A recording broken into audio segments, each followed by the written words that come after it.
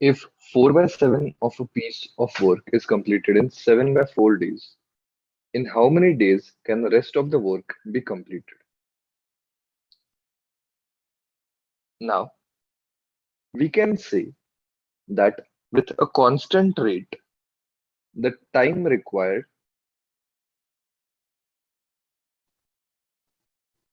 is directly proportional to the work done. So we can have a simple ratio for this question. Now, 4/7 of a piece of work is completed. So how much work is done? We can say that the total work done is 4 by 7. And for that, the time required is 7 by 4 days. So 7 by 4 corresponds to 4 by 7. Now the question asked is in how many days can the rest of the work be completed? Now 4/7 of the work is already completed.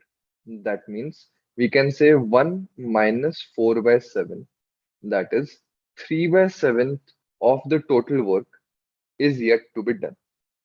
So we can say 3/7 work is to be done. That corresponds to X days.